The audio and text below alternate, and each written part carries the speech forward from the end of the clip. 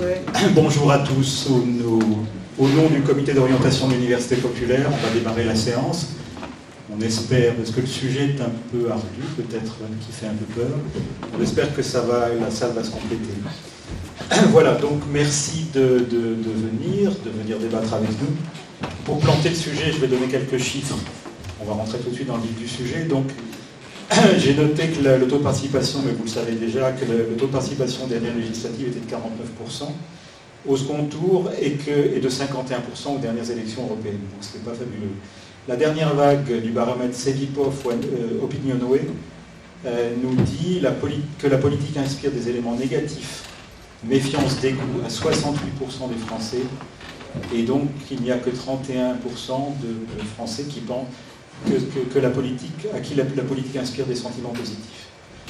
51% des Français ont confiance dans les institutions européennes, donc ça fait et 46% dans l'institution présidentielle. La confiance dans les partis politiques tombe à 19%. Les organisations syndicales s'en sortent un peu mieux, enfin 34%, c'est quand même pas folichon. Et enfin, pour 78% des Français, les responsables politiques ne prennent pas en compte leur avis.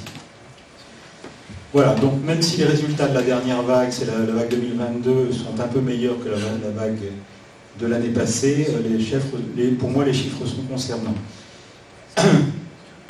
Voilà, c'est comme si le système politique représentatif, puisque c'est celui-là qui est le nôtre, qui était en panne ou complètement malade.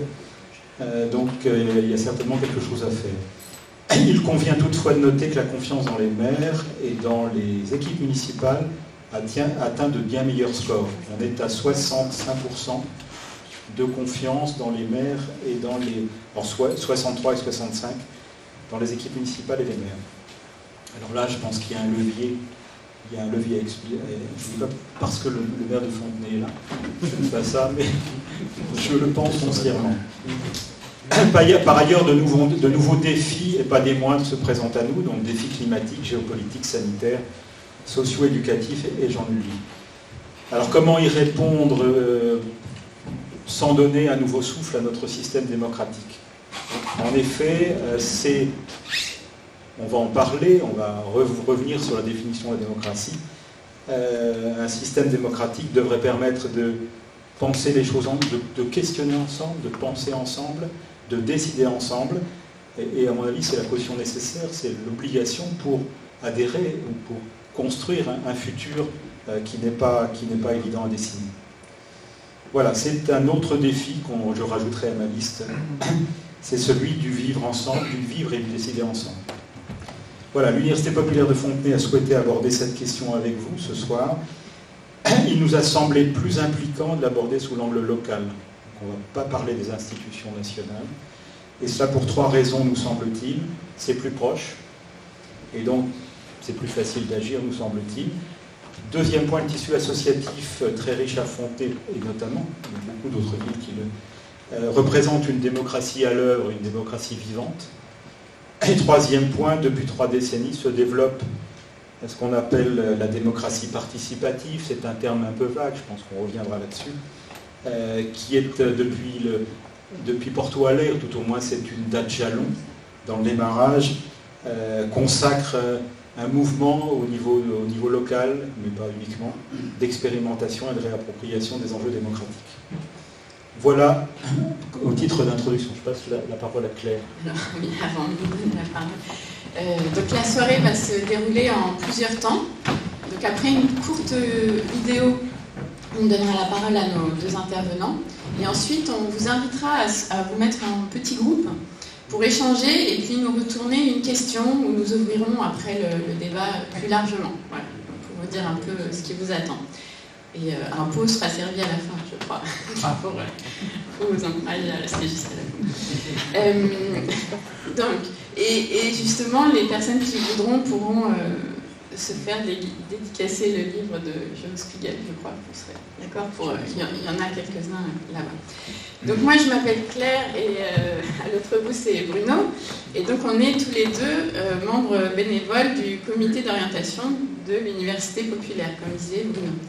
Et Et donc, le comité d'orientation a décidé d'aborder ce sujet de la démocratie participative en pensant aux opportunités, aux réussites existantes, mais sans négliger les freins et les risques. Donc, nous avons à la table, pour nous aider dans cette réflexion, Claude Chafic, donc, qui est habitante de Fontenay depuis plus de 20 ans. Vous êtes enseignante d'économie à la retraite, c'est ça ?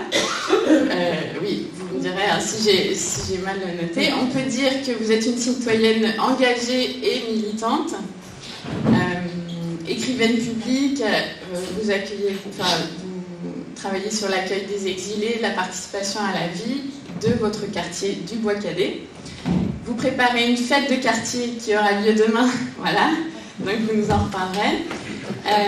Donc c'est pour tout cela que nous avons voulu vous entendre sur la question de la démocratie participative à l'échelle locale, vue d'un autre regard que celui du responsable politique. Voilà. Jo Spiegel, ici, à ma droite. Donc, vous aussi, vous êtes un enseignant à la retraite, oui. Voilà, les deux PS. Vous avez été maire de la ville de Kingersheim, donc près de Mulhouse, entre 1989 et 2020. Vous avez été membre du Parti Socialiste pendant 39 ans et vous l'avez quitté en 2015 parce que vous cherchiez un autre modèle démocratique. Vous cofondez en 2018 Place Publique, un mouvement politique que vous souhaitez citoyen, écologiste et solidaire. Votre ville de Kingersheim est devenue un exemple dans ce qui peut se faire en matière de démocratie participative et c'est pour nous en dire plus sur ce fonctionnement et sur les principes qui vous ont animé que nous vous avons invité. Vous avez publié plusieurs ouvrages, dont le dernier aux éditions de l'Atelier, nous avons décidé de décider ensemble. Voilà, en sortir 2020. Les personnes donc, pourront le trouver à la table au fond. Et enfin, nous nous excusons de l'absence d'un chercheur universitaire qui était annoncé dans les petites publicités, on va dire, parce que tous ceux qu'on avait contactés n'étaient pas disponibles. Enfin, on a eu une première personne qui s'est désistée et après, ça a été très difficile de retrouver. Et cette absence nous a donné l'idée de vous passer un court extrait d'un documentaire de 2018 intitulé Démocratie. C'est un film d'Henri Poulain, Julien Gautz et Sylvain Lapoix, donc que vous pouvez voir en intégralité sur Internet. L'extrait comprend les paroles de 3 chercheurs, Alain Deneau du Collège international de philosophie, Jacques Rancière, philosophe, et Laurence Lissig, juriste. Bon, un peu difficile de parler après toutes ces personnes-là. Je vais essayer quand même. Donc, en préambule, d'abord, je voulais dire que je n'ai pas de légitimité particulière à être à la tribune ce soir. La moitié de la salle ici, vous pourrez être à ma place. C'est tombé sur moi, c'est bon, il n'y a pas de souci.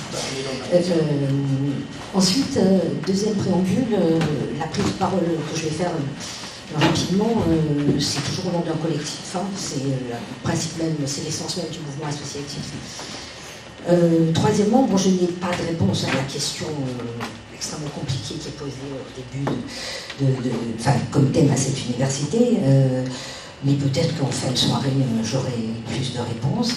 Donc moi, je vais faire part d'une expérience associative qui s'approche le plus possible de la démocratie participative. On a rappelé mon curriculum vitae, donc effectivement, j'agis dans beaucoup d'associations, mais disons que c'est en tant que secrétaire d'une amicale de locataires que je parle ce soir. Donc de la plus petite cellule du corps social démocratique.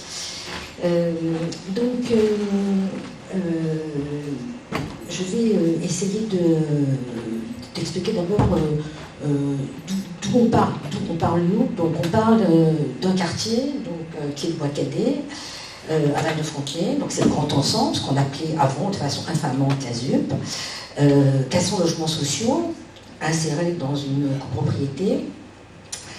Donc avec toute l'image négative que ça comporte, donc c'est une cité avec tous les clichés, la stigmatisation sur la population, sur les trafics, etc. De fait, déjà là, on a tout faux. Parce que de fait, pour tous les gens qui ont franchi sont allés dans cette zone-là, c'est tout à fait autre chose. Alors la réalité, c'est un très bel endroit, calme, arboré, très bien réhabilité, 14 bâtiments autour d'une dalle, une véritable agora où les gens passent, les gens se rassemblent. Donc voilà. Alors que voulons-nous? En tant qu'amicale de locataires, moi je suis secrétaire depuis 6 ans. Que voulons-nous? Alors ce qu'on veut, c'est basique, c'est basique, pas du tout révolutionnaire. Ce qu'on voulait, on a déjà parlé, c'est améliorer le vivre ensemble, à minima, c'est-à-dire favoriser la mixité des origines, la mixité des générations, la mixité des sexes, mais pas que. On voulait aussi essayer d'encourager des initiatives, donner envie de faire des choses, de se prendre en main. En fait, on voulait écouter l'agora. Alors, comment on s'y est pris? Quels sont les moyens qu'on a mis en œuvre? Alors, c'est là qu'on entre un peu plus dans le sujet de la démocratie participative. Pour les moyens qu'on a mis en œuvre, alors, on est parti quand même de 3 postulats, et on va revenir sur ce que le petit film qu'on vient de voir. C'est-à-dire que d'abord, effectivement, la démocratie a été, ces dernières années, pervertie par une démocratie participative, représentative, auquel plus personne ne croit, donc abstention aux élections, et parallèlement, donc l'émergence de tous ces mouvements citoyens horizontaux, avec les mouvements Occupy, etc. Ça, c'était le premier élément de réflexion. Deuxième élément de réflexion, on ne pouvait pas passer à côté, c'est Louise Michel, le peuple n'obtient que ce qu'il prend. Voilà. Et donc, je m'autorise à. Troisième élément, Jacques Rancière, on vient de le voir. Et c'est dommage parce que vous avez coupé ce que je préfère dans ce qu'il dit. La démocratie, c'est le pouvoir du peuple, ça il n'a pas inventé. C'est-à-dire de ce corps social, donc qui n'a aucune compétence particulière pour exercer ce pouvoir, d'accord, mais donc la démocratie s'impose sur l'égalité, c'est-à-dire la capacité de chacun partagée par tous, d'accord. L'égalité des intelligences, ça a été dit plusieurs fois. Voilà. Donc à partir de là, tout nous était permis. C'est ça l'idée, c'est-à-dire que si on part de ce postulat, alors on peut tout enfoncer toutes les portes, et c'est ce qu'on a fait. Voilà, donc qu'est-ce qu'on a fait? Alors rien de révolutionnaire non plus. Ouais. On a écouté l'agora, on a écouté les envies des gens, et à travers ça, on a fait une transformation progressive des espaces communs. Donc on a créé un jardin partagé en libre accès, on a créé un site de compostage en libre accès, on s'est attaqué ensuite à l'embellissement de cette dalle, de cette agora. On a fait venir un graffeur, des jeunes qui ont graffé les bancs, les pots, voilà, c'est très beau. On a aussi amélioré la fonctionnalité de la dalle avec des bancs avec des dossiers, parce qu'avant on avait des bancs que sans dossier. Donc finalement, pour certains c'est mieux avec des dossiers. Une boîte à lire, une table de ping-pong. Ce qu'on a fait aussi, c'est qu'on a participé ou créé des événements pour faire vivre cette dalle. Et donc, comme on le disait, je vous invite à venir nous rejoindre demain donc pour notre premier Festicadé, donc, qui est de 10h à 17h, une fête organisée autour de la récupération où vous pourrez pédaler pour faire des jus de fruits, éplucher pour faire une disco soupe, vous renseigner sur le compostage, voilà, assister à un spectacle. Alors la question qui peut se poser, c'est la question des méthodes. Des méthodes, qu'est-ce qu'on a pu employer? Donc on a employé une méthode mixte. Alors composée de 2 éléments, le pied dans la porte, d'abord, et l'utilisation des outils de la démocratie participative frontésienne, ensuite.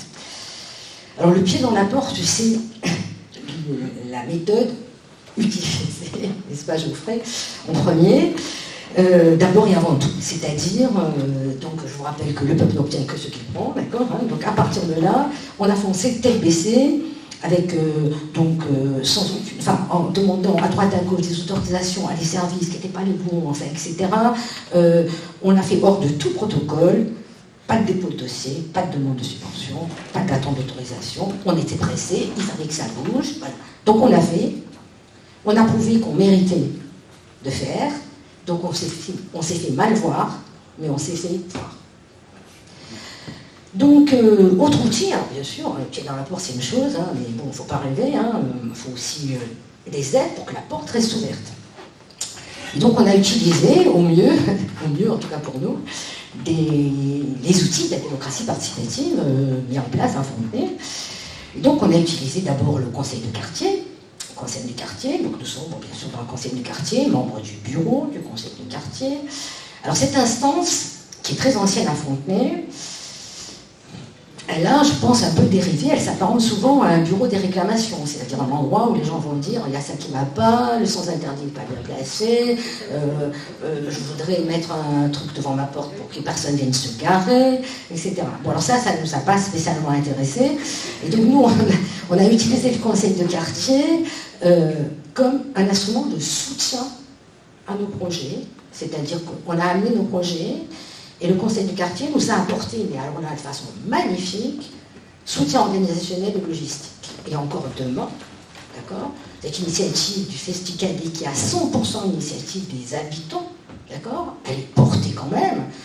Demain matin à 7h30 du matin, qui est-ce qui vient livrer les barnums, les tables, les chaises, la sono, etc. C'est David, d'accord. Et grâce à qui? Grâce au conseil du quartier. Donc très efficace. Alors ensuite, bien sûr, il y a eu l'épisode du budget participatif, puisque donc, enfin l'épisode, le démarrage du budget participatif, donc c'est le dernier né de la démocratie participative à Fontenay. Donc c'était la première version, on a peu de recul, on débriefe la semaine prochaine, donc on y reviendra. Donc nous avons bien sûr déposé un projet, et nous avons aidé les habitants à bâtir le leur, et notamment donc c'était les habitantes, puisque dans notre quartier il y a beaucoup de nounous. Elles se plaignaient qu'il n'y ait pas d'équipement pour les tout petits enfants en 0-2 ans, genre toboggan, etc. Et donc elles ont bâti le projet, elles sont venues le défendre à la maison du citoyen ici, d'accord, ce qui n'est pas évident. Voilà. Alors aucun de nos projets n'a été retenu, on n'est pas fâchés, mais un peu quand même. Alors, bon, bilan, 5 ans de bilan, pour le moment, donc, alors, positif, bien sûr, d'abord pour commencer. Positif, on va dire qu'on a vaincu le scepticisme, avant tout. C'est la plus grande victoire, on a vaincu le scepticisme des habitants, qui disaient ça ne marchera jamais. Comment? Un jardin à partager en libre accès. Et les jeunes vont tout massacrer, etc. Donc on a vaincu, ce n'est pas le cas, donc on a vaincu le scepticisme des habitants, des autorités, ça ne marchera jamais, voilà. Et on a acquis la bienveillance généralisée. Tout le monde, je ne sais pas, on n'est pas dans un monde du bisounours, bien sûr qu'il y a des gens qui trouvent que c'est pas bien ce qu'on fait, hein, mais globalement quand même, c'est plutôt un regard bienveillant sur les actions qui sont menées. Deuxième aspect positif, l'appropriation des lieux, baisse spectaculaire des incivilités, et déplacement des trafics. On n'a pas d'autre ambition que de les déplacer chez le voisin. Oui, on n'est pas là pour régler le problème, on déplace. Voilà. Troisième élément qui est peut-être lié au premier, mais sur lequel je veux insister, c'est la fierté. Alors la fierté, c'est-à-dire qu'en fait, il y a beaucoup de gens de la cité qui disent « Oh, ben moi, ma famille, oh, moi, mes amis, ils sont venus et ils ont dit « Oh, qu'est-ce que c'est beau chez vous, je n'imaginais pas que la cité c'était comme ça. » D'accord, voilà. Donc, et du coup, voilà, donc vraiment, la fierté c'est important. La mixité, on a pas mal. Moi, la grande victoire, c'est d'avoir fait venir des hommes sur la dalle. La dalle, c'était exclusivement féminin. L'agora, c'était féminin. Les mamans et les enfants. Et là, donc, il y a de plus en plus d'hommes, notamment parce qu'il y a des bancs à dossier. Il y a un lien, sans doute. Voilà. Autre élément positif du bilan, c'est donner l'envie de faire. De plus en plus, des gens viennent quand on parle sur la dalle, en disant on pourrait faire ça, on pourrait faire ça. D'ailleurs, ce qu'on va faire demain est issu de ce que des gens ont demandé. Par exemple, il y a une brocante. Les brocantes, il y en a plein à Fontenay, mais il n'y en a jamais eu chez nous. Voilà. Et donc, c'était une vraie demande du quartier.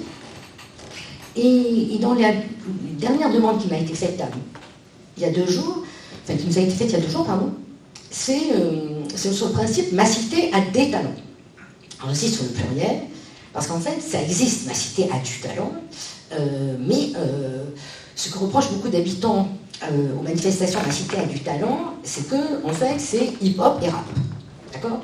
Et en fait, dans cette cité du Bois Cadet, il y a beaucoup d'enfants qui sont au conservatoire, qui jouent du Brahms et du Chopin, d'accord, et qui en ont vraiment marre d'être catalogués par leurs copains de comment vous ne faites pas du slam, comment vous ne faites pas du rap, comment vous jouez Chopin, c'est quoi cette histoire, d'accord. Bon. Donc là, il y a un vrai. Donc ça, c'est notre prochain projet, c'est ça, c'est faire effectivement quelque chose là-dessus. Bon, alors, c'est pas tout n'est pas rose, donc les limites. Les limites.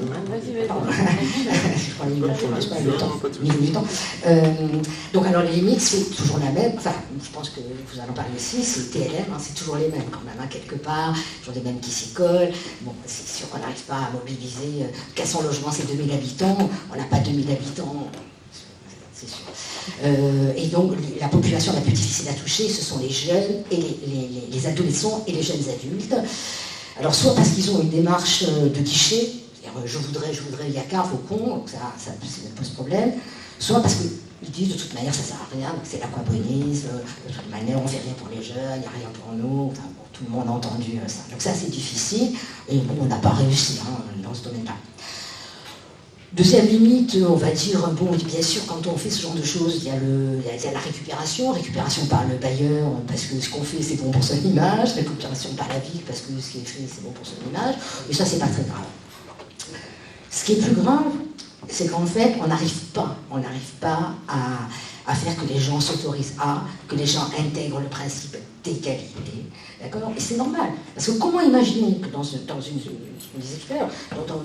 structure sociale où tout repose sur l'inégalité, l'école, l'entreprise, les partis politiques, la cellule familiale, le couple, partout, c'est la hiérarchie, partout c'est le pouvoir du plus fort, le pouvoir du plus riche, de celui qui sait mieux. D'accord. Donc comment imaginer que par magie, tout d'un coup, voilà, les gens se prennent en charge. Donc un peu pessimiste sur la question de la soirée quand même. Toutefois, ce qu'on peut dire, c'est qu'il y a beaucoup d'expériences qui se font dans le monde entier, Barcelone, Reykjavik, Thessalonique, Porto Alegre. Bon, Porto Alegre, l'inventeur des budgets participatifs, mais actuellement à Porto Alegre, il y a 1,5% de la population qui vote pour le budget participatif. D'accord. 1,5%.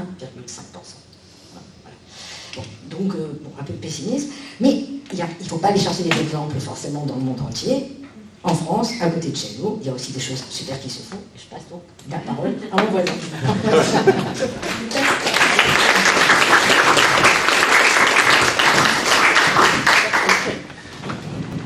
Merci beaucoup. Juste un mot dont je parle. J'ai éprouvé le bonheur, comme le maire, comme son adjoint, de vivre plusieurs niveaux de responsabilité, à la fois régionale, départementale, intercommunale et communale. Mais c'est au titre de ce qu'on avait éprouvé ensemble en équipe avec les collaborateurs, en tant que maire de Kingersheim, pendant 5 mandats, que je vais essayer de témoigner que la démocratie construction, c'est possible, et c'est du bonheur. Et c'est du bonheur partagé. Mais c'est à inventer en permanence. Et moi, je suis heureux d'intervenir en tant que citoyen en responsabilité, que je n'oppose pas aux citoyens engagés, et en tant qu'élu, et en tant que citoyen, d'entendre la parole d'une femme engagée dans une association, et ça renvoie en effet à une dimension beaucoup plus large de la démocratie, qui ne peut pas être squattée seulement par les politiques, et quand elle est squattée par les politiques, ça se traduit souvent par une verticalité descendante. Eh bien, la démocratie, la meilleure définition que j'ai entendue de la démocratie, c'est Hannah Arendt, la philosophe Hannah Arendt, qui disait, en gros, la démocratie, c'est organiser l'espace qui existe entre les gens. Ça veut dire que, dès lors qu'on a intégré cette dimension-là, la démocratie ne peut plus se réduire à un bulletin de vote une fois tous les 5 ou 6 ans, surtout quand on voit la crise de la représentation. Ça ne peut pas se réduire à un grand débat qu'on a vécu sans déboucher derrière. Ça peut être une consultation d'avis contraires, mais de construction du commun, qui n'est pas l'addition des égoïsmes et des avis.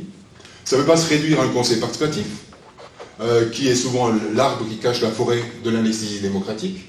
En réalité, pour moi, et dès lors qu'on a intégré ça avec l'équipe et les collaborateurs, la démocratie, c'est un mode de vie, c'est la capacité de vivre ensemble, et c'est la capacité de faire société. Et donc, à partir de cela, ça change de paradigme. Et on est dans un autre monde à inventer. Et c'est un peu dans ce chemin que nous avons emprunté au début du 2e mandat, avec les questions fondatrices de ce que j'appelle une démocratie construction. Je dirai tout à l'heure pourquoi je ne parle pas de démocratie participative, parce que c'est souvent la tarte à la crème qui ne veut rien dire, et c'est le prétexte d'une cerise sur le gâteau, quand la démocratie doit être le levier de la pâte du gâteau. Donc le levain. Et je crois que la démocratie de construction apporte cette dimension de, il faut qu'elle soit inclusive, il faut que c'est un processus partagé, ça demande de l'intelligence collective, ça demande une démocratie lente, ce que j'appelle la slow démocratie, et donc autre chose, l'inverse de la démagogie ou de l'oligarchie. Et donc les questions fondatrices, qui sont celles que nous sommes posées au début de notre aventure commune, mais qui sont celles des équipes projets lorsqu'elles préparent une séquence démocratique, et je reviendrai sur ce concept-là dans quelques instants, c'est au fond comment associer les citoyens au processus de décision. Comment coproduire de l'intérêt général qui n'est pas l'addition des intérêts privés et particuliers. Comment construire du nous, comment construire du commun dans une société atomisée, archipélisée, désintermédiée, les syndicats ne sont jamais entendus, dans une société désolidarisée, mis à part des gens engagés. Comment susciter l'intelligence collective et faire le pari de la raison plutôt que les émotions, comme les réseaux sociaux, du parler vrai, qui est pour moi le courage politique même, plutôt que les fake news à la Trump et toute la clique.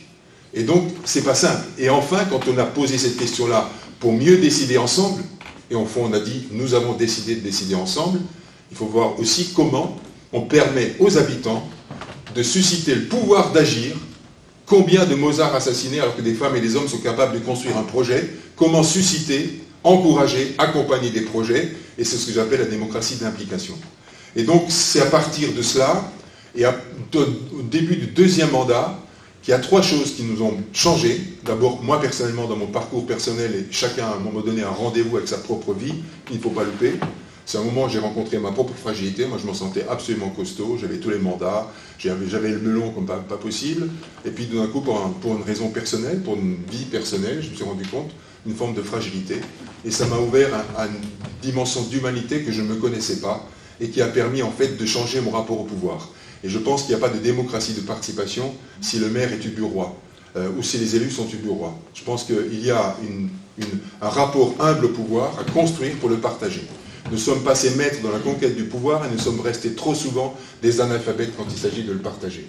Et donc cette dimension du rapport au pouvoir, elle est indispensable. Ça fait partie d'ailleurs de toutes les réflexions qu'on peut se poser à titre perso. Quand on est citoyen, père de famille, mère de famille, c'est une question qu'on peut se poser tous. Les représentants syndicaux, entrepreneuriaux, pas seulement les politiques.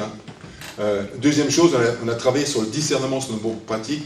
Peut-être dans le débat, je donnerai des éléments de réponse, notamment les réunions de quartier, qui pour moi sont des dénis de la démocratie, puisque c'est une relation, une mise en scène entre le maire magicien et les habitants consommateurs, entre le maire fournisseur et les habitants clients. C'est-à-dire un consumérisme politique qui tue la démocratie. Et c'est l'absolue absence de confiance aux citoyens capables de se poser autrement qu'en simplement questionneur, dans une relation infantilisante entre des élus magiciens et des habitants consommateurs.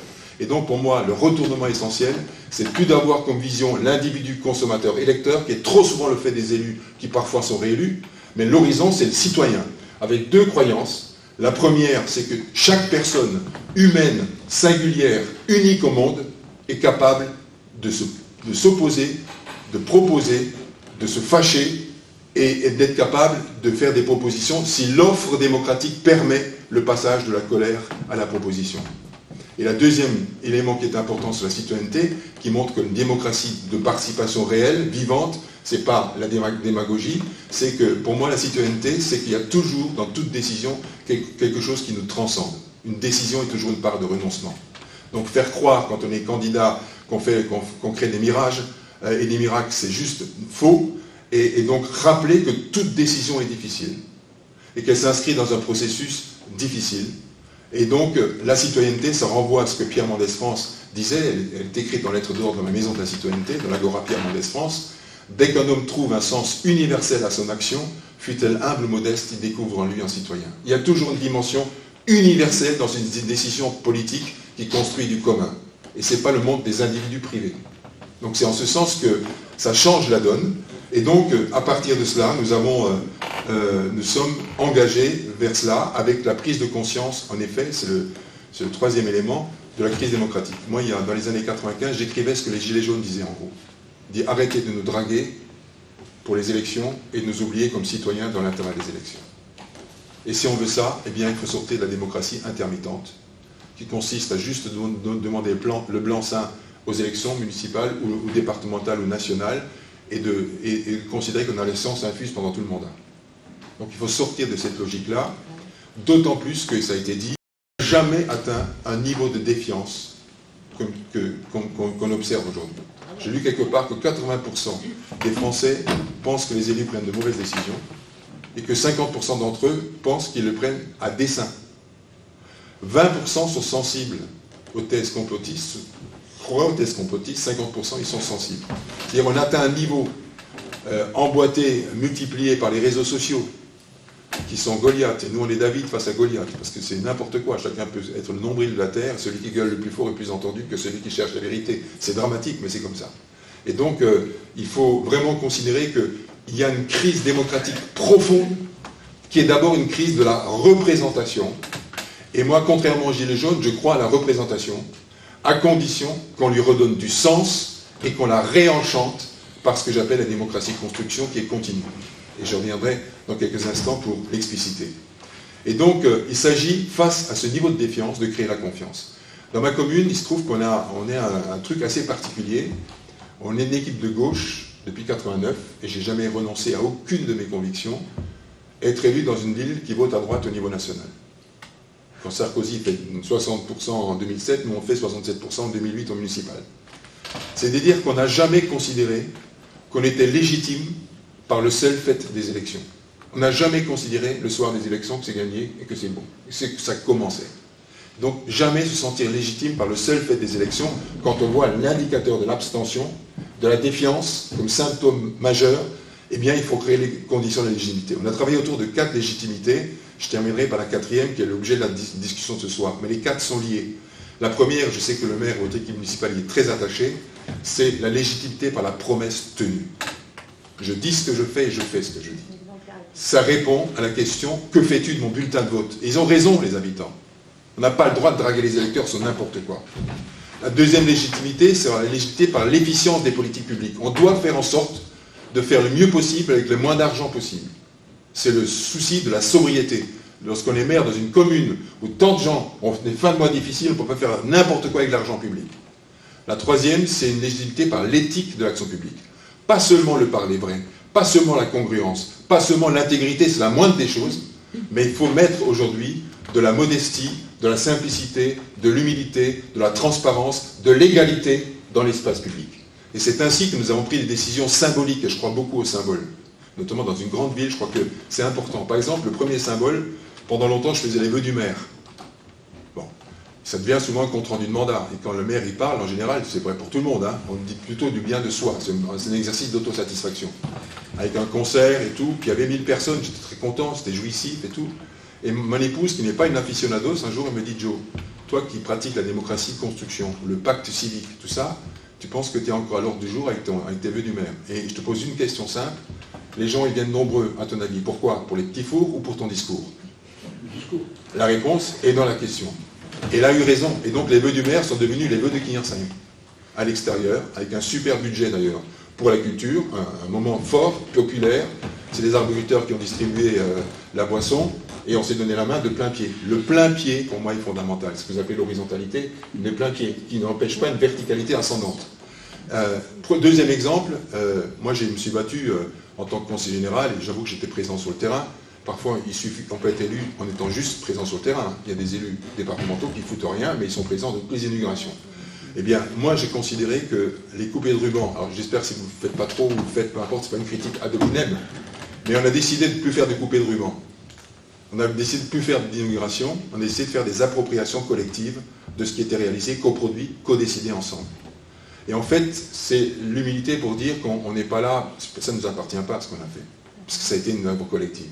Et donc je ne vois pas pourquoi on serait nous les élus, le sénateur qui va montrer sa bouille, il n'est pour rien, le député pareil, juste pour être élu, et puis l'élu départemental qui amène 27%, l'élu régional qui a 7%, et l'élu local qui trouve plus sa place dans le ruban. On va les courir, ça pèse très lourd un ruban, parce qu'il faut plusieurs élus pour le porter.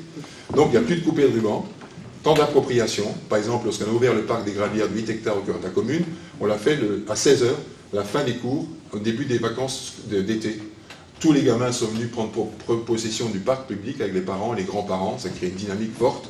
On a bu un coup, pas de discours du maire, appropriation collective, Et puis finalement, ça veut dire qu'au fond, on est juste, nous, les élus de passage. J'en sais quelque chose, je suis retraité depuis 2 ans. Il faut juste accepter, hein. C'est pas toujours simple, il y a moins de reconnaissance, l'ego il en prend un coup, mais c'est juste aussi la vie. Et donc, voilà, et donc par exemple, lorsqu'on a choisi le personnel pour remplacer, les étudiants pour remplacer le personnel en vacances, avant même la création de la maison de citoyenneté sur laquelle je reviendrai dans quelques instants, on a décidé de faire un tirage au sort. Et on a posé 2 questions aux candidats. En général, on a 35 postes, 15 postes au départ, et 70 candidats. Maison de citoyenneté, accompagnés par les parents. Je dis, est-ce que vous êtes prêts à partager le temps de travail? Unanimité, les gens sont prêts à travailler 2 fois moins pour partager. Donc on passe de 15 possibilités à 30. Première bonne nouvelle. Et à chaque fois. Ensuite, moi, je ne sais pas au nom de quoi je vais décider. Je sais que des communes, c'est les enfants des élus ou du personnel. C'est pas très juste, c'est pas l'égalité démocratique. Et donc, je propose qu'on fasse un tirage au sort. Est-ce que vous êtes d'accord? Unanimité. Et on a le tirage au sort. Et une liste supplémentaire, et on a fait venir les services de l'emploi pour ceux qui n'ont pas un job à la mairie, puissent être privilégiés pour derrière. Donc il y a toujours une solution de rechange. Et moi j'en parle toujours avec émotion, j'ai toujours plein de frissons quand j'en parle. Il y a des moments où les gens se rendent compte que ce qu'on dit là, quand je dis que je veux l'égalité réelle, pas seulement le discours du 8 mai, du 11 novembre, je sens une émotion qui traverse la salle, et je pense que dans cette parole-là, je produis plus de confiance que dans tous les équipements publics que j'ai pu mettre en place. Une autre parole que le discours formaté, je donne des subventions, etc. Et donc, ça, c'est très fort. Et un jour, un papa vient, il avait les larmes aux yeux. Il m'a dit, merci, monsieur le maire. Je dis, mais pourquoi? C'est un tirage au sort. Oui, mais le tirage au sort a permis à mon fils Mohamed d'être choisi. Vous voyez? Donc, ça parle. Voilà. Et donc, quand j'ai dit ça, au fond, on a, à partir de ce sens qui a été donné, on a essayé de construire un écosystème. J'ai essayé de faire bref et d'aller au cœur du sujet. Un écosystème... quand je parle d'écosystème, c'est que la démocratie est partout, à tous les étages, un état d'esprit partagé, avec 5 exigences. Je vais rapidement sur 2 ou 3 et je reste sur le central. Le périphérique, c'est comment rendre la démocratie désirable. J'ai pigé ça en 1998, lorsque j'ai fait le tour de la ville à pied, porte à porte, du mois de mai au mois de septembre, pour être dans la proximité aux habitants, et ensuite pour leur donner l'occasion, avec un questionnaire de consultation, d'être eux dans la démocratie, dans la construction du commun. Parlons ensemble de notre ville. Le fait que j'étais proche des habitants, que j'ai donné une réponse précise avant 3 semaines à tous les habitants, ben, ils ont travaillé sur le parlons ensemble de notre ville. Et si c'est pas ça la construction du commun, c'est quoi? Si c'est pas ça la politique, c'est quoi? Eh bien, 43% des habitants se sont réunis pour travailler sur ce sujet.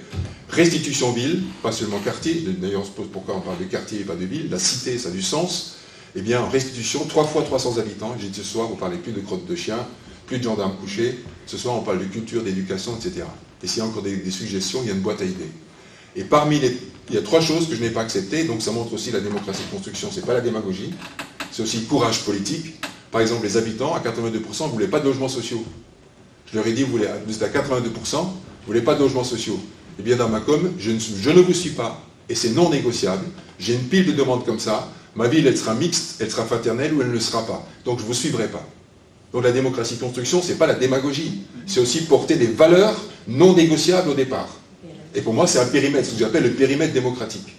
Lorsqu'on a travaillé sur un lieu de culte musulman porté par les habitants de Kingersheim, financé par eux, avec des critères très précis, pas de financement d'extérieur, etc. Lien avec la République, la Respublica communale et tout. Eh bien, première réunion publique, il y a même France 2 qui était là. Ils n'ont pas trouvé de faille, donc ils n'ont rien programmé, ça ne les intéresse pas, il n'y a pas de buzz. Ça a plutôt marché, mais je m'étais préparé cette réunion avec un animateur du processus de décision, des animateurs de débat, etc. Première personne, elle se lève, moi j'ai horreur des Arabes. Silence de la salle. Je dis, madame, vous êtes trompée de réunion. Vous n'avez pas votre place ici, je vous demande de quitter cette réunion. Point barre. Voilà. Et silence de la salle.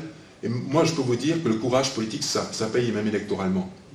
Parce que je pense qu'il y a même des gens qui ne sont pas de mon bord politique qui ont dû voter pour nous, parce que tout simplement, il y a du parler vrai, parce qu'il y a aussi des valeurs qu'on porte, et certaines valeurs peuvent se rejoindre.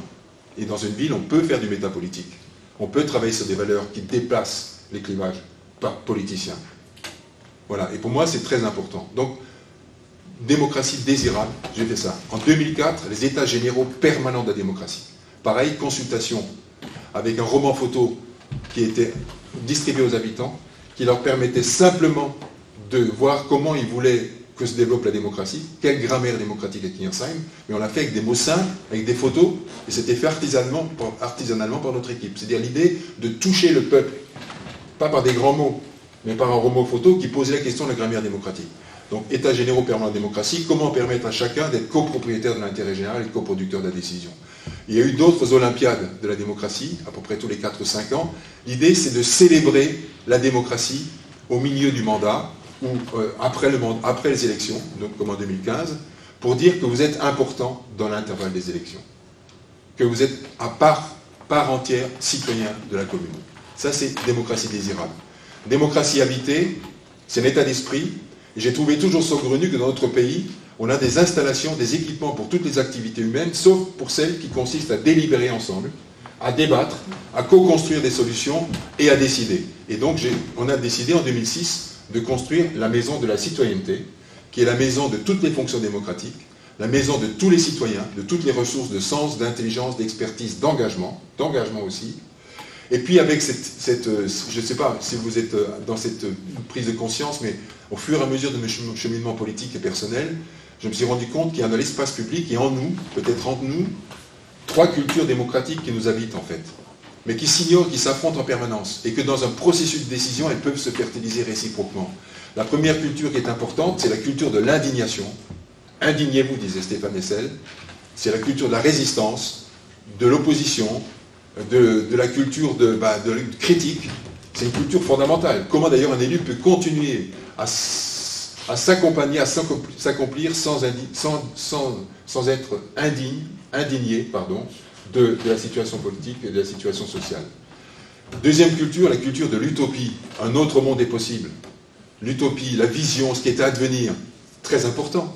Puis la troisième culture, qui est parfois plus compliquée, c'est la culture de la régulation, de l'engagement. Pas seulement Yaka Faucon, mais s'engager, qui est pour moi la dimension la plus aboutie de la démocratie, de la grammaire démocratique. Eh bien, quand vous prenez en compte ces 3 cultures comme essentielles, vous avez le courage politique de Jean Jaurès. Le courage, c'est comprendre le réel pour aller vers l'idéal. Et ça, c'est compliqué. Parce que quand les gens viennent au début d'une séquence démocratique, ils viennent avec le jeu, et vous voulez construire du nous. Ils viennent avec jeu, souvent, dans un repli personnel, individualiste. Comment construire de nous? Comment permettre aux gens qui sont en colère de déboucher sur une co-construction? Comment, avec des gens qui viennent comme dans un rêve, comme s'il n'y avait pas de budget, comme s'il n'y avait pas de limite, comme si la démocratie n'avait pas de règles et pas de cadre, eh bien comment, en cheminant lentement ensemble, et cheminer pour moi c'est le verbe d'action de la démocratie, on peut arriver sur des compromis dynamiques qui n'ont rien à voir avec des compromissions ou des consensus mous qui se décident de l'entre-soi de quelques notables. Démocratie désirable, démocratie habitée, et le cœur du sujet, c'est la démocratie continue. En fait, ce n'est pas une démocratie en continu, avec des palabres sans fin, c'est pas nuit debout tout le temps. Nuit debout, c'est bien, c'est débat, mais ça ne donnait rien du tout, pas de débouché politique, pas de décision. C'est le principe suivant, et ça, c'est vraiment, ça change de tous les segments qu'on a pu voir en réalité. Et ce n'est pas une démocratie à la queue leu-leu. C'est à chaque fois que nous mettons, nous, les élus, en agenda, un projet qui a été co-construit et qui fait partie du contrat municipal, qui deviendra ensuite, par la participation des citoyens et des experts, un programme. C'est un projet qui devient un programme. À chaque fois qu'une question en jeu vient sur la table, à chaque fois qu'une pétition importante vient sur le bureau du maire, alors nous ouvrons ce qu'on appelle une séquence démocratique. Une séquence a un début et une fin. Ce qui est essentiel, c'est que cette séquence de débat, de co-construction, soit décisive pour la décision des élus. Et ça, c'est fondamental. Il faut qu'il y ait un impact. C'est l'inverse de la Convention citoyenne pour le climat, où ça n'a rien donné derrière, parce qu'en fait, on a laissé les conseils citoyens travailler de manière remarquable, et ça a été repris par l'administration, et ça n'a rien donné. Donc, ce qui est important, sinon il ne faut pas le faire, il faut un impact réel entre ce que produit l'intelligence collective et la décision des élus. Ce qui est important, c'est que toute séquence est préparée par une équipe projet hybride, un porteur politique, un porteur technique et des habitants, qu'on appellera les agro-acteurs, que cette équipe projet prépare une séquence démocratique qui est validée par un conseil communal de la démocratie, qui n'est pas le conseil municipal, et qui, toutes les 6 semaines, valide une séquence démocratique à condition qu'il y ait toute la grammaire démocratique. Se mettre à l'écoute, donner du sens, informer, débattre, co-construire, s'engager. S'il y a ça, on valide la séquence démocratique. Et cette démocratie continue, quel est le parcours d'une démocratie, d'une séquence démocratique? L'acte 1, c'est informer tous les habitants sous toutes les formes de la mise en agenda de projets structurants. Ce n'est pas tous les projets, mais les projets structurants précisément. Parce que la démocratie construction, elle est inclusive. Ce n'est pas la démocratie providentielle, descendante, infantilisante, anesthésiante. Elle est inclusive sur les grands projets. C'est là où on associe toutes les intelligences, la citoyenneté, le potentiel citoyen. Et donc, l'acte 1, informer. L'acte 2, inviter toutes celles et tous ceux qui doivent participer au festin démocratique. N'oubliez personne. Je dis à l'équipe projet, n'oubliez personne. L'acte 3, organisation du forum débat qui institue la séquence démocratique. En fait, on est une constituante permanente. Pour chaque projet, on institue une séquence par un forum débat. Et ce qui est important de comprendre, c'est que le débat n'est jamais la décision. Imaginez, il y a des élus qui pensent qu'en faisant des réunions publiques, on prend une décision. Mais on ne peut pas prendre une décision en une réunion publique. C'est juste le débat. Et donc le forum débat a plusieurs missions. 1, mettre sur la table les peurs. Il y a toujours des peurs au changement. Mettre sur la table les questions. Mettre sur la table les premières préconisations. Et à l'issue de ce forum débat, je dis une parole qui touche les gens. Je dis, voilà, moi je suis un élu de la République, je suis votre élu avec l'équipe municipale, mais je n'ai pas la science infuse. Vous avez vu que c'est complexe et qu'on va affronter la complexité. Et la complexité, c'est une réalité. Edgar Morin parle de la complexité, eh bien il faut l'affronter. D'ailleurs, le clivage est souvent entre les simplistes et ceux qui acceptent la complexité. Quand on est en responsabilité, on sait la complexité du sujet. Et bien pour ça, eh bien, on va proposer que on va confier cette question-là à l'approfondir à une instance participative qu'on appellera les conseils participatifs. Ce n'est pas des conseils citoyens, ce n'est pas des conseils municipaux, ce n'est pas des conseils scientifiques, c'est tout cela en même temps. Et c'est en ce sens que la démocratie continue est une démocratie édifiante. La construction, la composition d'un conseil participatif, vous avez compris que pour chaque projet, il y a une séquence, pour chaque séquence, il y a un conseil participatif différent. Mais la composition doit répondre à des critères précis. Il faut qu'il y ait toujours les 4 collèges, le collège des habitants, volontaires, donc on discute, et tiré au sort pour ouvrir la pluralité, quand c'est un grand projet, donc 40% tirés au sort. 20% des habitants du collège des habitants, c'est ceux qui sont concernés par le projet, mais peut-être jamais de majoritaire, sinon vous ne faites rien de la commune. Un collège des élus, majoritaires et minoritaires. Un collège des experts, nos collaborateurs et les expertises externes. Et un collège des organisations, les syndicats, les associations, qui jamais on leur donne la parole et qui ont une expertise démocratique. Et donc, c'est l'idée d'avoir des regards différents, des compétences différentes, des statuts différents. C'est ça qui va faire l'intelligence collective. Et c'est ça qui permettra de réguler. Et ces conseils participatifs ont comme philosophie de fertiliser les points de vue différents. Prenez le temps qu'il faut, de plein pied, et la décision se prend par consensus progressif. C'est-à-dire que ce n'est pas le consensus, ce n'est pas possible le oui absolu, mais il n'y a plus de non. C'est-à-dire qu'il n'y a plus d'opposition, et c'est une démocratie argumentée. Et donc, au fond, le conseil municipal, puisque les élus sont aussi dans les conseils participatifs, et pour moi c'est important d'hybrider ces conseils-là, ils n'ont pas plus de voix que les habitants et que les experts, ils auront pleinement leur voix lorsqu'ils vont, au fond, valider le processus. La décision est plus une validation d'un processus qui prend son appui depuis le forum débat. Et sans ce sens, c'est profondément différent des conventions citoyennes, où on donne aux citoyens souvent un os à ronger, après ça passe à l'administration, et après ça passe au chef, et c'est ce que j'appelle une démocratie à la queue leu-leu. Moi, ce que je revendique, c'est l'hybridation des ressources. Il faut que les élus puissent être entendus par les habitants et vice-versa. Que les experts, les fonctionnaires territoriaux puissent dire aussi le périmètre. Il y a des conditions de réussite, j'insiste là-dessus. Il y a d'abord la base démocratique la plus large possible, la représentativité, et puis surtout 2 conditions essentielles. C'est le périmètre démocratique. Fixer d'entrée de jeu, quitte à mettre en débat, ce qui est négociable, ce qui ne l'est pas. Par exemple, le parc des Gravières, c'est 4 millions d'euros avec 80% de subvention. Si je ne l'ai pas, on n'avance pas. Et les gens, ils participent, ils savent. Le conseil participatif, c'est 100 personnes avec 60 habitants, X élus, etc. Et on joue le jeu. Et le périmètre démocratique, c'est aussi les valeurs qu'on porte. Moi, dans ma raison de citoyenneté, les valeurs, c'est celles de la République, en gros. C'est aussi l'égalité, qui n'est pas un gros mot, et c'est la fraternité.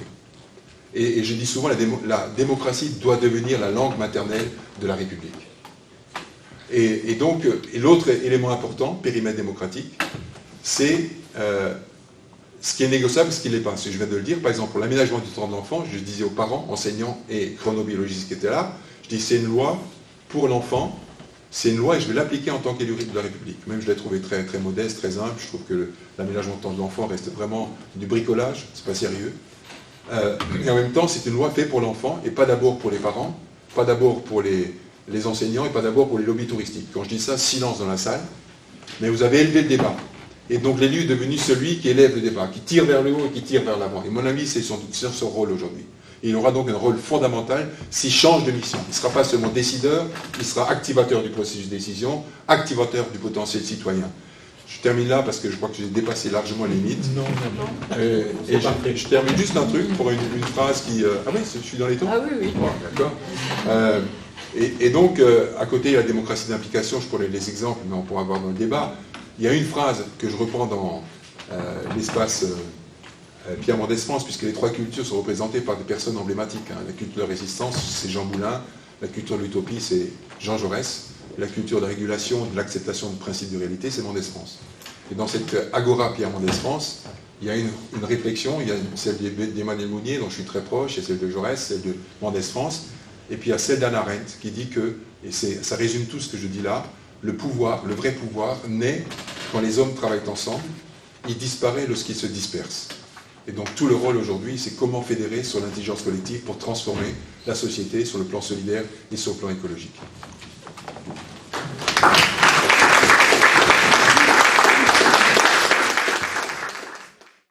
C'est Jean Piaget qui disait au début, était la réponse, en fait, vous l'avez dans les questions que vous posez.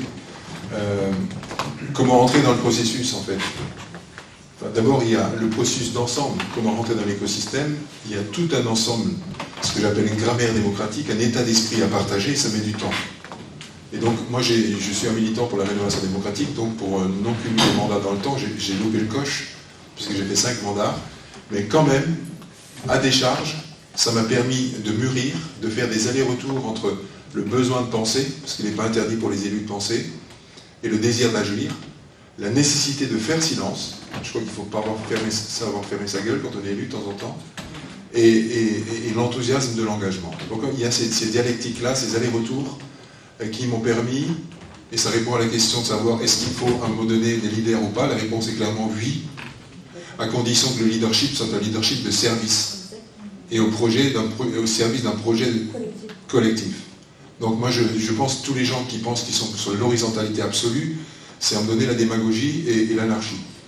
Et je pense qu'il faut qu'il y ait des femmes et des hommes se lèvent et prennent le lead sur plein de sujets, mais à condition que le lead soit d'entraîner, de mobiliser, de susciter, de réveiller les consciences. Et c'est comme ça qu'on agit en fait. Moi mon souci c'est que maintenant ça perdure et qu'ensuite la balle est prise en compte par les assos et d'autres, parce qu'il y a des associations, il y a des associations qui ne fonctionnent absolument pas démocratiquement. D'autres sont le signe d'un engagement très fort. Donc je pense qu'il faut d'abord globalement permettre aux gens de rentrer, d'où tout ce qui est lié, quand c'est désirable, habiter, tout ça, c'est les états généraux, les gens retiennent. Il se trouve que la radio et la télé étaient venus quand j'ai arrêté mon engagement politique il y a 2 ans, pour faire un peu le tour de Kingersheim, laboratoire, j'aime bien le laboratoire de la démocratie de construction, parce qu'ils n'arrêtent pas de réfléchir, de travailler à ça. Et en fait, les gens, dans le micro-trottoir, ils parlent beaucoup de la maison de la citoyenneté. En fait, ils ont tout compris. Ils ont compris que c'est là que ça se passe, et pas dans le bureau du maire.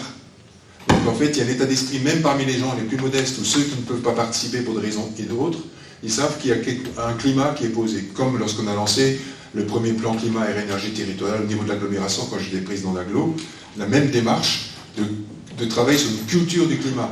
Je fais, tu fais, nous faisons.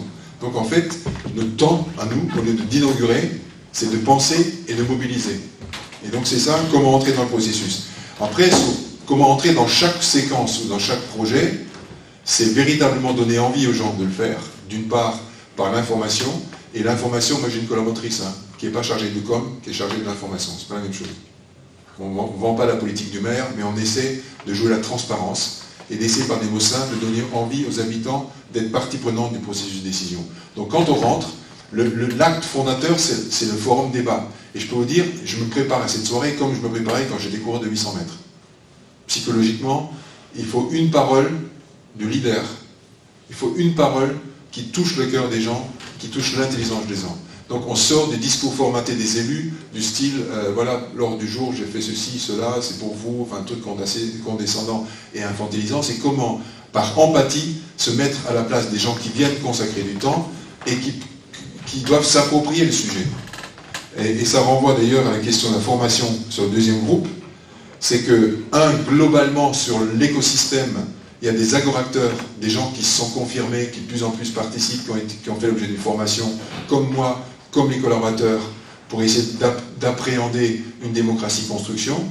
Et dans chaque conseil participatif, sur chaque projet, et c'est une des conditions sine qua non que j'ai oublié de citer, c'est le retour à l'éducation populaire. On ne peut pas commencer une séquence démocratique si vous ne partagez pas le même sens des mots et le même niveau de compréhension des enjeux. Et donc, chaque fois qu'on ouvre une séquence, il y a une tranche d'éducation populaire, une formation à tous, mais modestement, autant aux élus qu'aux habitants. Par exemple, lorsqu'on a travaillé sur le plan local d'urbanisme, avec un conseil participatif, une séquence ouverte, on a consacré 2 soirées de formation pour dire d'où on parle.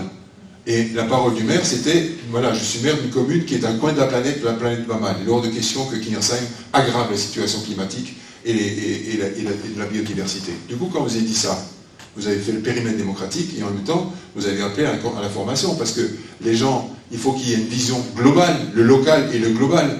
Et donc, on a passé une soirée sur qu'est-ce que c'est les accords de Kyoto, pourquoi en 2050 il faut diviser par 4 la production de gaz à effet de serre, quelles sont les lois de transition énergétique européenne, nationale, le cadre, qu'est-ce qu'un schéma de cohérence territoriale, pourquoi un plan local de l'habitat, les gens ne savent pas, il faut juste s'approprier, c'est l'ignorance qui fait que les gens ne participent pas. Donc pour rentrer dans le processus, une des conditions sine qua non, c'est le temps de formation.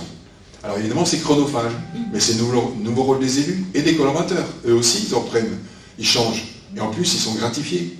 Je peux vous dire, moi, mes collaborateurs qui travaillent là-dedans, ils sont reconnus. Souvent, ils sont cantonnés dans leur bureau à amener des propositions qui seront forcément technocratiques parce que le politique n'a pas eu le temps de le travailler. Et donc, l'information est essentielle.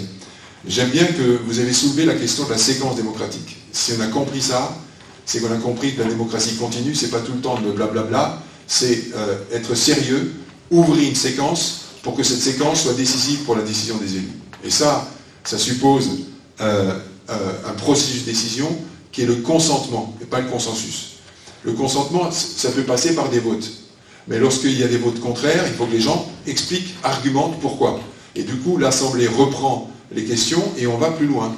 C'est-à-dire que c'est aussi l'idée que, c'est la condition sine qua non, c'est que chacun ne vient avec une vérité absolue dans la tête. Où chacun ne peut pas venir avec une certitude. Il peut venir avec des convictions, mais si c'est des certitudes, on n'avance pas. Et si c'est dans un jeu politicien, ça ne peut pas fonctionner. Ça ne peut pas fonctionner. Donc forcément, on est dans une dimension transpartisane, même si on porte des convictions. Et donc ce consentement, c'est en fait un travail au long cours. Et pour reprendre la méthode, en fait, on est très empirique.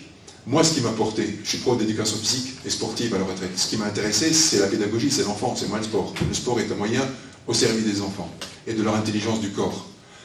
Et en fait, ce qui m'a profondément marqué dans mes études, c'est tous ceux qui tournent autour de la pédagogie active, que ce soit Célestin Freinet, Maria Montessori, appliquée. Et donc, je dis exactement la même chose sur le plan démocratique. Le passage de la démocratie passive à la démocratie active, c'est le passage de la pédagogie de la transmission à la pédagogie active. C'est activer le citoyen. Maria Montessori refusait de considérer les enfants comme des oies à gaver. Eh bien, moi, j'ai refusé de considérer les habitants comme des oies à gaver de décisions qui viennent d'ailleurs et qui ne supportent plus et qui ne digèrent plus. Donc, en fait, c'est l'activation de la citoyenneté qui fait ça, en fait. Et en plus, c'est tellement beau, c'est tellement riche. Moi, je peux vous dire, j'ai vécu des moments de bonheur. Hein. Lorsque vous arrivez au processus de 18 mois de travail en conseil participatif, intégré dans le temps de la décision, vous vous sentez qu'il y a eu quelque chose, plus qu'un soir d'élection. Un soir d'élection, c'est chouette, mais c'est juste un avis qui vous est favorable ou pas favorable. Mais là, on est dans une démocratie réelle, vivante, effective. Et ça n'a rien à voir. Enthousiasmante. Enthousiasmante, en tout cas. Je peux vous le dire. Vraiment, il y a des moments où je suis rentré plein d'émotions. Et voilà. Les jeunes, c'est une question qui arrive tout le temps. En fait, moi, je n'ai pas créé le grand soir de la participation des jeunes. Par contre, j'ai compris que les jeunes participent autant que les générations précédentes, mais différemment. De manière plus ponctuelle, plus éphémère. Encore faut-il les entendre. Et je peux vous dire que les jeunes étaient présents quand ils avaient leur intérêt. Lorsqu'on a fait le parc des Gravières, tout de suite, une association s'est constituée autour d'un skateboard, comment on appelle ça, skatepark. Et tout de suite, ils ont compris, comme c'est au cœur de la ville, ce sera un bowl enterré et pas un skate qui fait du bruit. Et même, ils ont fait un devis qui est 2 fois moins cher que l'urbaniste qui a travaillé avec nous. Donc l'intelligence collective, quand on dit que les gens dépensent du fric, c'est pas vrai. Ils sont beaucoup plus modérés sobre dans les dépenses que les élus parfois que voulons voir plus haut que de ce qu'on peut faire. Donc voilà, les jeunes ont participé. Pour autant, globalement, et c'est un constat d'échec, je le dis avec beaucoup d'humilité, heureusement qu'on a multiplié les conseils participatifs et donc des publics différents. Ça c'est une chance, puisque pour l'aménagement de temps de l'enfant, vous avez les parents d'élèves, les enseignants. Pour le culte musulman, c'est la population musulmane, mais aussi des habitants autres qui étaient là. Les publics sont différents. Donc vous augmentez la pluralité. Pour autant, dans les strates, vous avez quand même plutôt les retraités. Plutôt les retraités, qui ont un potentiel citoyen fort, et plutôt des retraités inclus. Donc, moi j'ai un double échec. J'ai pas réussi, mais c'est très compliqué, franchement, à toucher, par exemple, les ouvriers ou les cadres qui sont pris, ou les couples de cadres qui sont... La question du temps est un frein terrible. Et donc on a essayé de voir comment on peut faire des garderies pendant les temps de délibération. On l'a fait, mais parfois ça ne suffit pas. Est-ce qu'il faut le vendredi soir, samedi matin, samedi midi? On a tout essayé, mais il faut dire que c'est compliqué. Et ensuite, le frein principal, c'est qu'on a tellement biberonné les gens sur l'idée que la démocratie s'arrête au bulletin de vote, que les inviter au festin démocratique, ça leur paraît un peu saugrenu et un peu compliqué. Dernière question, est-ce qu'il faut rémunérer les gens ou pas? On s'est posé la question. Et je pense même qu'un jour, il faut voter une RTT de la participation. Le statut de l'élu. Comment? Le statut de l'élu. Le statut de l'élu, et même le statut du citoyen engagé qui s'engage dans un conseil participatif ou dans une association. Statut associatif qui n'est toujours pas réglé. Alors qu'en fait, c'est ça qui fait le vivre ensemble. Eh bien, nous, on a réglé le problème, c'est pour les séances plénières, parce que, évidemment, le fonctionnement, c'est séance plénière et séance en atelier, et aller-retour pour que ça puisse fonctionner. Ça, c'est très important, c'est le b.a.-ba. On ne discute pas à 100 personnes, c'est juste le débat. Mais la co-construction se fait au maximum à 10 personnes, avec un maître du temps, un animateur et un rapporteur. Et donc, du coup, on revient en séance plénière, et après la séance plénière, on casse la croûte. L'intérêt, c'est que c'est une reconnaissance des gens qui participent. Deuxièmement, vous créez du convivialisme, et c'est consubstantiel à la démocratie construction.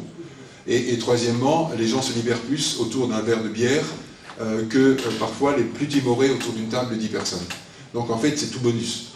Et oui, plutôt ouvrière, classe moyenne inférieure, en gros. C'est industriel.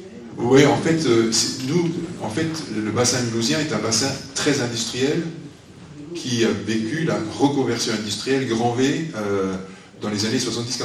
Moi, j'ai été président d'une communauté de communes du bassin potassique qui produisait la potasse depuis le début du XXe siècle. On a fermé en 2004.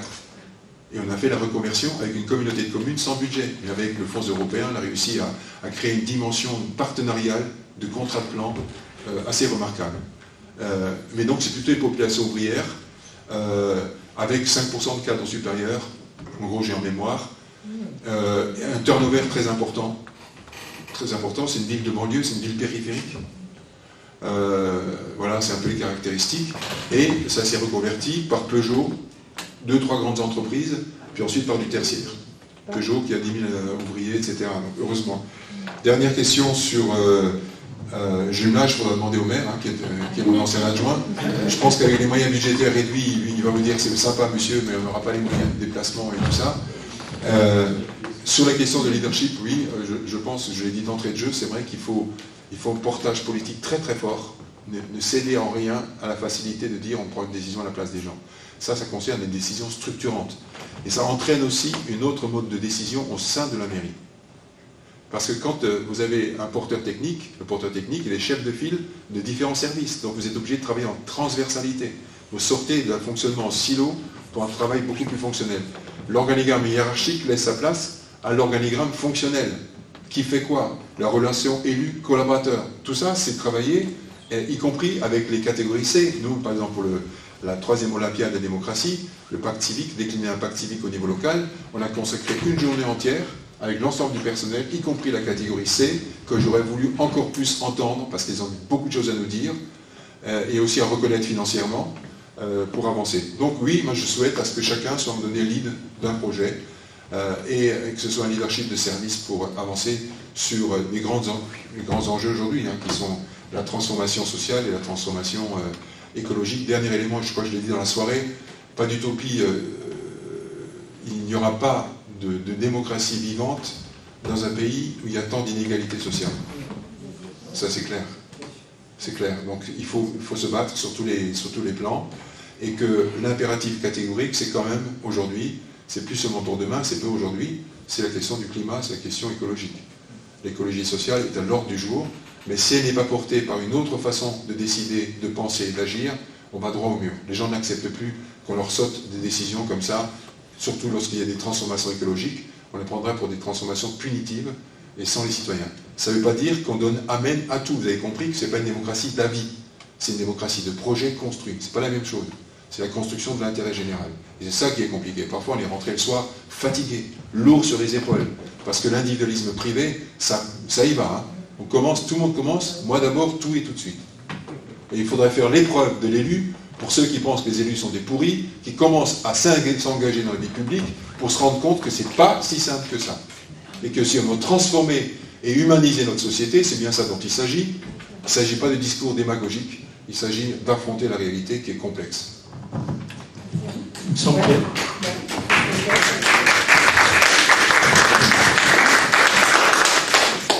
Il me semble qu'il y avait, Claude pourra compléter, il y avait une question sur comment faire durer la question de l'épuisement. L'épuisement, c'était pas clair. Enfin, moi, je n'ai pas forcément très bien compris les questions là sur l'épuisement.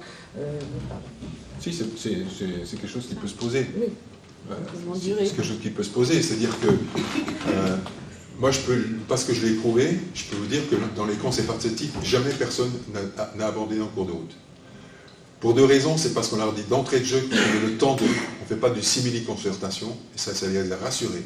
Parce que leur dire qu'on va décider demain soir, c'est le loup, c'est flou.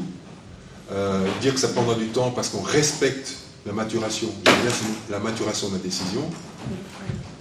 Et ensuite, leur dire que comme ça va être mûr, eh bien ça va être décisif pour la décision des élus. Et donc, en fait, on les met en situation de co-responsabilité. Et la ville devient une ville en co-responsabilité. C'est dire les citoyens debout, en fait. Il me semble qu'il y avait aussi une question sur comment peut-on s'engager. Et là, c'est peut-être l'élu Geoffrey qui peut répondre. Se former à la complexité. Comment ? C'était sur comment se former à la complexité du Peut-être, oui, peut-être que... Oui, bonsoir. Bon, j'ai suivi le conseil de la fermière un petit peu en tant qu'élu. Geoffrey Léniche m'a adjoint au développement de la vie démocratique, à l'éducation populaire et aussi aux mobilités et au vélo. C'est quoi la question? Sur l'engagement? Alors non, il y avait j'étais un petit peu rapide sur la formulation, mais il y avait une question sur comment s'engager comme citoyen et comme citoyenne, ça a été du féminin. Et puis après, il y avait une autre question sur la formation, je crois, la formation préparatoire pour... sur ces systèmes bien complexes. Peut-être que Jo pourra compléter. Oui. Sur la question de la formation, je rejoins totalement ce qu'a dit Jo. Selon les instances, il y a un travail d'éducation populaire à faire dès le départ pour bien expliquer les enjeux. Et selon les sujets de concertation, ce temps-là, il est indispensable. Je pense que pour faire écho à ce qui a été dit, notamment sur le plan climat, nous on prévoit sur l'année prochaine, en 2023, de lancer l'Assemblée Fontenay 2050. Alors ça peut sembler loin, mais c'est pour poser toutes ces questions-là sur bien au-delà de l'échelle d'un mandat, sur la question écologique et la question sociale évidemment, et la question démocratique. Sur comment on réorganise et on pense nos politiques publiques. Aujourd'hui, ça semble être quelque chose d'essentiel de se projeter au-delà, avec des étapes évidemment. Et pour le coup, on est en train de réfléchir à comment on va le monter.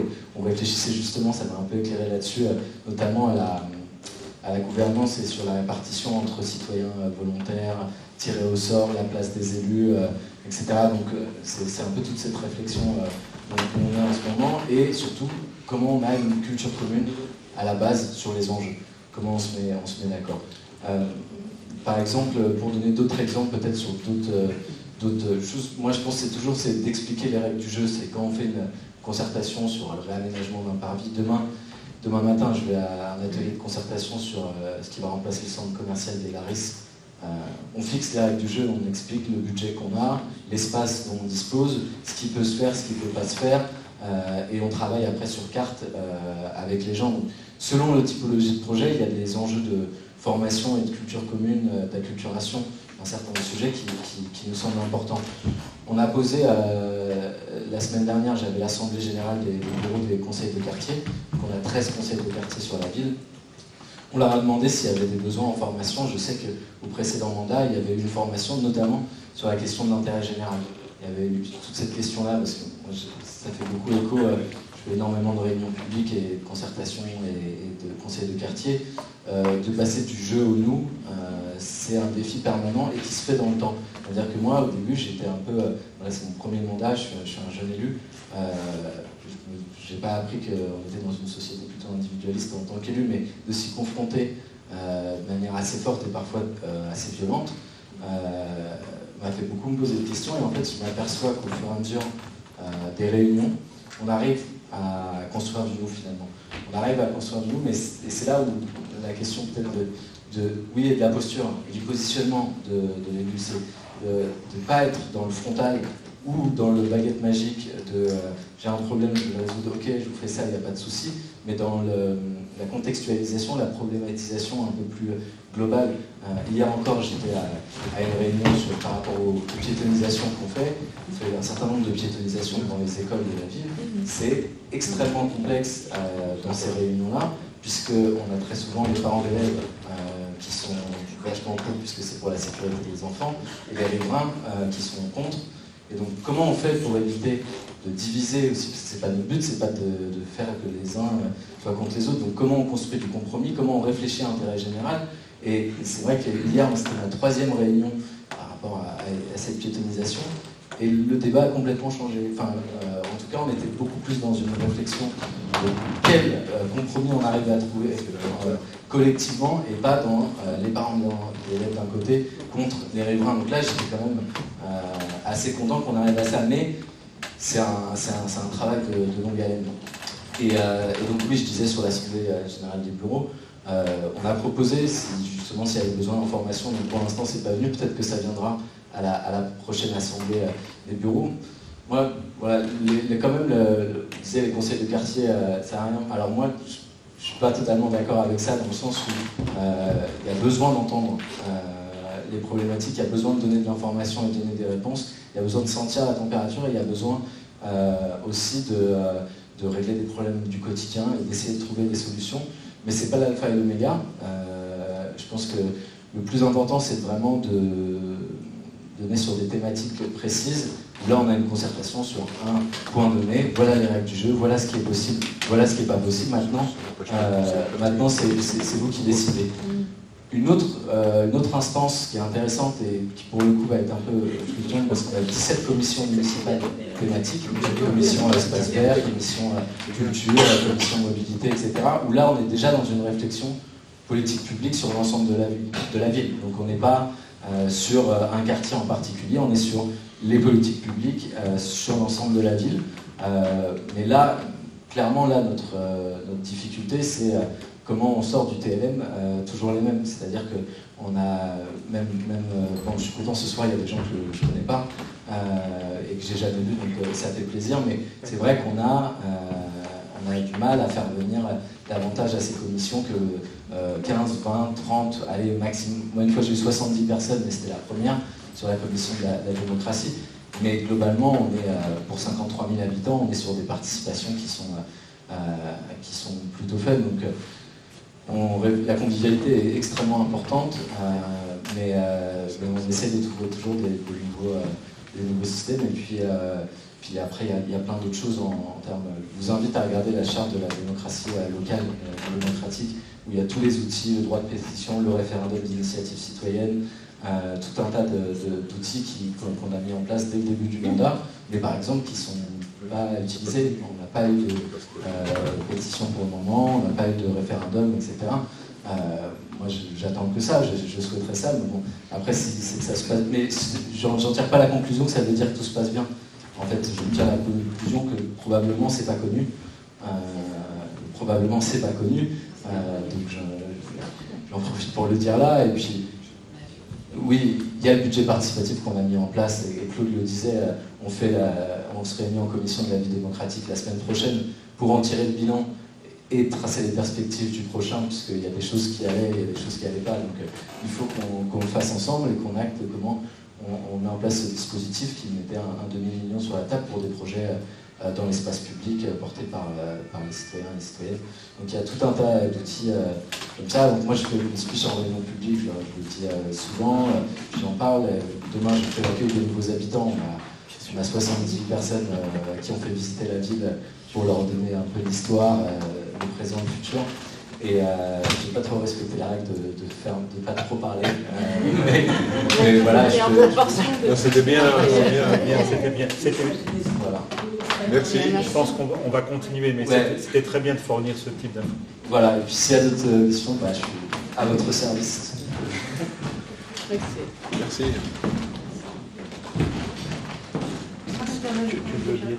Oui, non, c'est juste pour rebondir sur ce que vient de dire Geoffrey, juste sur le budget participatif. C'est en fait une chose qui n'a pas été évoquée. On n'a pas tellement évoqué les risques. Et en fait, là, on en parlera plus, mais enfin, la semaine prochaine, mais le risque, c'est le risque suprême là, de la frustration. C'est-à-dire que le budget participatif laisse entendre aux gens que c'est bon, c'est arrivé, ils vont enfin pouvoir décider en toute conscience, en toute, voilà, donc ils font un projet, ils le financent, enfin, ils savent le financement, etc. Enfin, vraiment, ça ressemble à quelque chose, quoi. Et puis, pof, finalement, alors qu'ils sont investis, ils sont sortis du bois, ils sont venus dans des instances où ils n'étaient jamais venus, et ben on leur dit, bon, c'est bon, voilà, passez. Donc ça n'a pas été retenu, qu'est-ce que vous voulez, démocratique, il y a 3000 personnes qui ont voté sur 58 000 habitants, et ben ça peut être très très grave. Ça peut être très très grave, c'est-à-dire que ça peut être définitivement des gens qui, alors qu'ils se sont fait violence, parce que justement ils pensaient plutôt que de toute manière c'était pas pour eux, que de toute manière on les écoutait jamais, etc. Donc là ils y ont cru. Moi j'ai fait du forcing pour dire aux gens, mais si, vous êtes pas. Et puis pof là, donc ça sans aucune forme de procès, allez vous rhabiller. Donc ça, c'est un risque énorme, d'accord ? Un risque énorme de laisser entendre des choses qu'on ne peut pas faire. Et je crois que, ce qui a été évoqué, sur quoi je voulais revenir juste, c'était la notion du temps, effectivement, peut-être plutôt dans la conclusion. C'est-à-dire qu'il faut se donner du temps, je pense qu'on ne se donne pas assez de temps. On fait le temps. On passe d'un truc à l'autre, on ne va pas jusqu'au bout. Très bien. Oui, on en arrive à la conclusion, à moins qu'il y ait des questions supplémentaires. On va prendre une ou deux questions, mais on va être obligé de limiter. On va limiter à 2-3 questions parce que... On avait pas mal de questions, mais il y en a une partie que vous avez déjà répondu. Alors il en reste quelques-unes encore, parce que nous l'avons vécu. Et les gens qui ont, conseil citoyen, qui ont participé au tirage au sort, et petit à petit, ils ont disparu. Et comment faire pour les rattraper alors qu'on les voit de très près, qui sont pas loin, mais nanana. Donc après, on se trouve avec des gens qui sont pas beaucoup. Donc ça a été un vécu. Comment ça s'est passé pour vous par rapport au tirage au sort? Ensuite, on avait aussi une autre question à propos des élus et des, et des salariés de la municipalité. Les dispositifs que vous avez mis en place et que vous nous avez commentés, ça veut dire que pour les élus et pour tous ces gens-là, est-ce qu'ils ont encore quelques minutes à eux pour vivre? Parce que ça fait quand même plus de réunions, plus de ceci, plus de cela. Il y a un côté concret qui me semble un peu difficile. Et puis le reste, vous avez à peu près répondu. Et donc j'ai une question pour la fin, qui est un peu méchante, mais je sens que vous allez très très bien savoir répondre. C'est que vous reproche l'opposition. Est-ce que vous avez des oppositions dans votre municipalité? C'est méchant. Classique. Les autres questions? On prend les autres? Bruno? Oui, on prend les autres questions. Oui, je voulais vous poser cette question, étant donné que vous avez fait de l'enseignement. J'ai l'impression, c'est un avis que j'ai en tête, j'ai beaucoup voyagé en Europe et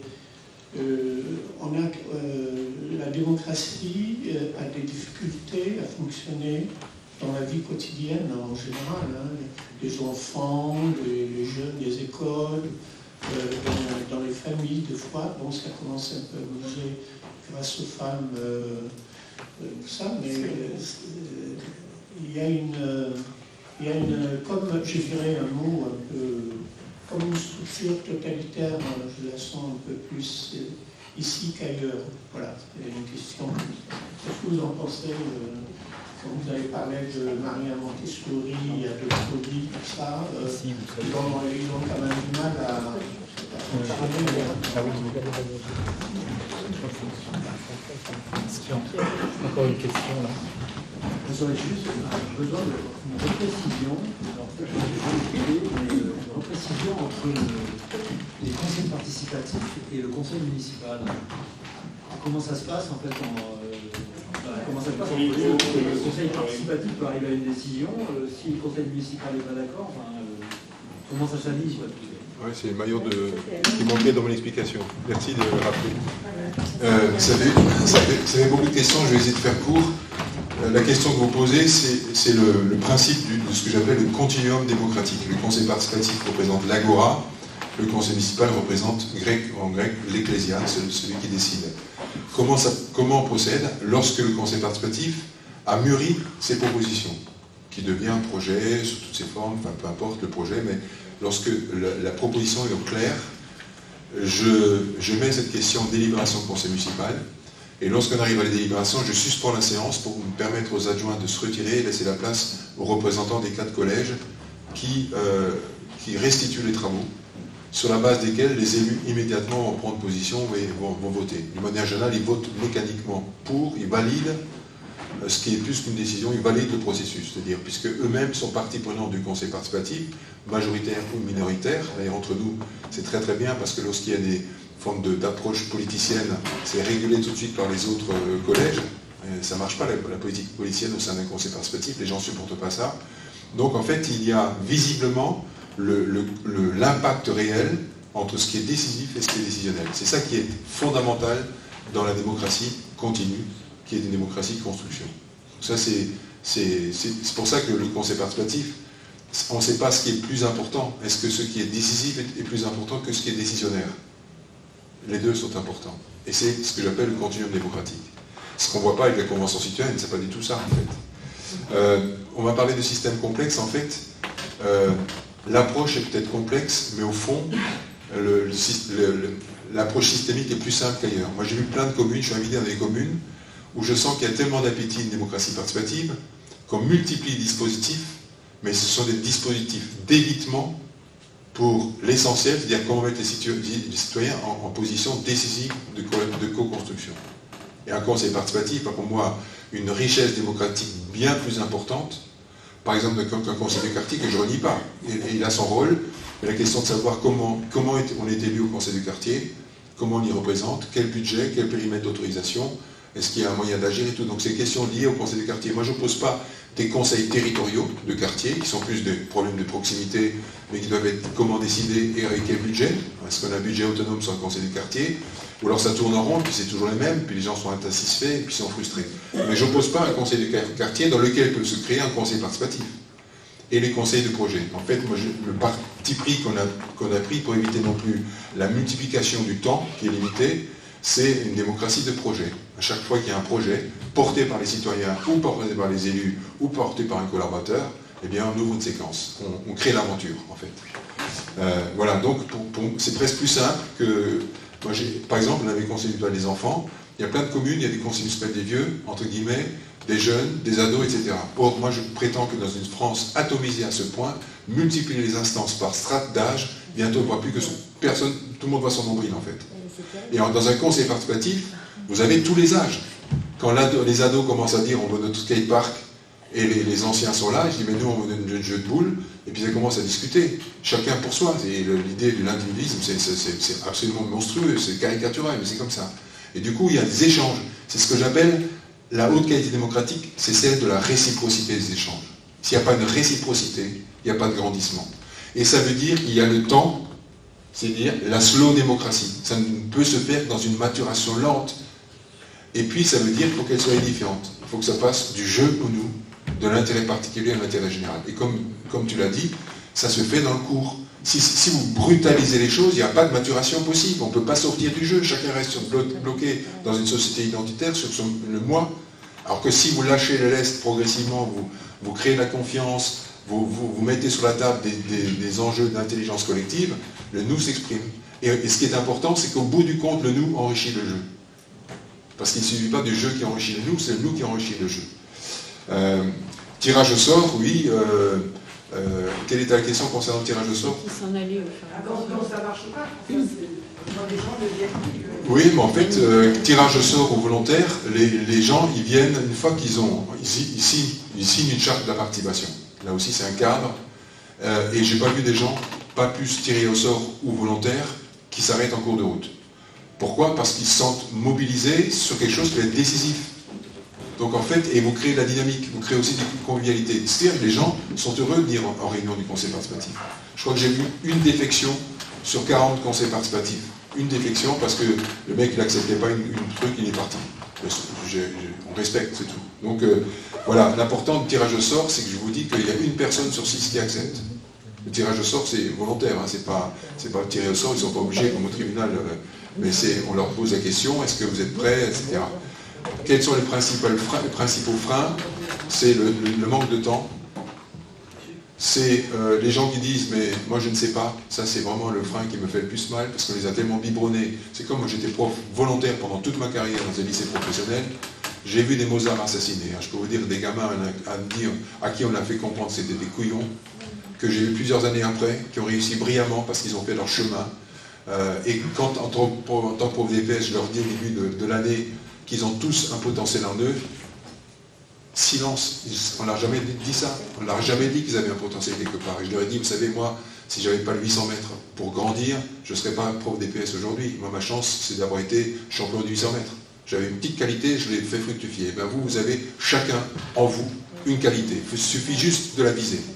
Mais quand vous dites ça, mais j'ai créé il y a des élèves qui viennent me voir encore aujourd'hui, qui ont maintenant 10 ans de moins que moi, j'étais jeune prof, ils me disent, je me souviens encore de vos paroles, M. Spiegel.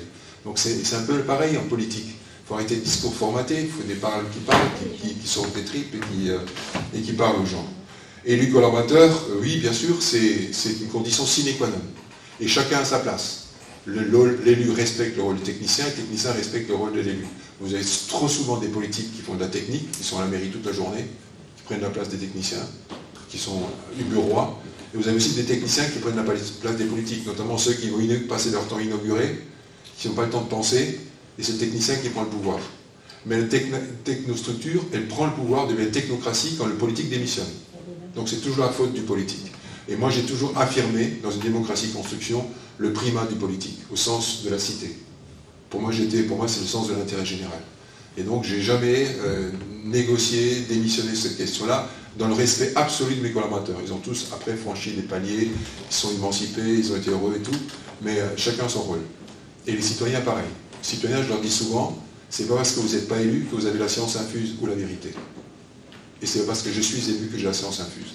C'est important de tenir ce discours. Parce que le discours citoyenniste opposé aux élus pourris, on l'entend à longueur de journée et ça fait le lit du Front National. Et c'est pas la réalité. Donc en fait, il faut être juste beaucoup de modestie pour lier les différentes citoyennetés, citoyenneté engagée, citoyen en responsabilité. Voilà, structure totalitaire, je ne pense pas qu'en France, honnêtement, parce que quand j'en parle, parfois je dis on n'a rien à voir avec les pays dont les démocraties sont illégitimes, en fait, ils sont illibéraux comme Orban, Bolsonaro, enfin dans le monde se développer ce truc.